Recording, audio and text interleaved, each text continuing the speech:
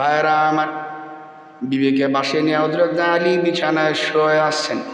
হঠাৎ করে গভীর রাত, কে যেন ডাক দেয়, আলী আসনি, আমি তোমার সাথে দেখা করব। হযরত আলী দৌড়া গেলেন, কে তুমি এই গভীর রাতে আমার বাড়ির সামনে আসছো? কি কারণে আসছো? কি দরকার? এমনি দরজা খুলে দেখে দুনিয়ার অন্য কেউ নয়, নবীর সাহাবী হযরত সালমান ফার্সি দরজার সামনে দাঁড়ায় রইছে। আমার ভাইরা, হযরতে সালমান ফার্সিকে দেখে হযরত আলী বলেন, ভাই এত রাত্রে আপনি কেন আসলেন? কারণটা কি? হযরতে সালমান ফার্সি ওনার কাছ থেকে 9টা আনার বের করে দিয়েছেন। এর আলী, আল্লাহ তোমার জন্য জান্নাত থেকে 9টা আনার পাঠায়া দিছেন।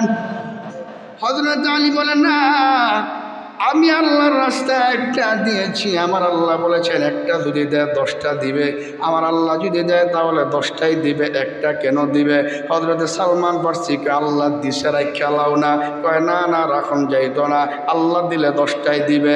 একবার, দুইবার, তিনবার এইভাবে পার হয়ে যাওয়ার পর সালমান ফার্সি ডাক দিয়ে, আলী তোমার ইমানটা বড় মজবুত রে আলী।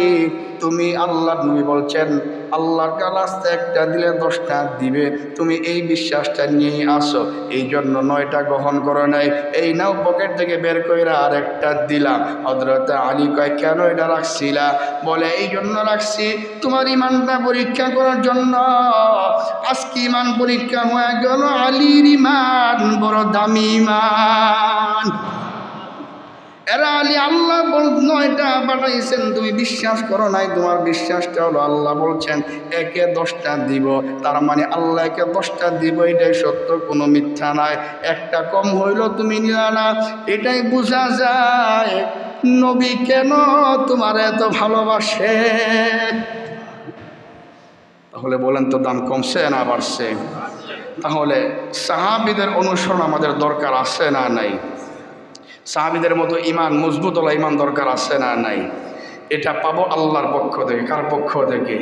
দোয়া করতে হবে যে আল্লাহ, সাহাবী তো হতে পারে নাই, আল্লাহ আপনার সাহাবীদের মতো ইমান আমাদেরকে নসিব করেন, ইমানি জজবা আমাদেরকে নসিব করেন, আল্লাহ ইমানের বুঝ আপনি আমাদেরকে নসিব করেন। কারাগার রাজি আছি বলি ইনশাআল্লাহ। আল্লাহ আমাদেরকে কবুল করুন, আল্লাহ আমাদেরকে সাহাবীদের সাথী হওয়ার তৌফিক দান করুন, আমাদেরকে সাহাবীদের মতো প্রত্যেকটা নেক আমলের ক্ষেত্রে আমলের প্রতিযোগিতা করার তৌফিক দান করুন। পড়ি আল্লাহুম্মা আমিন।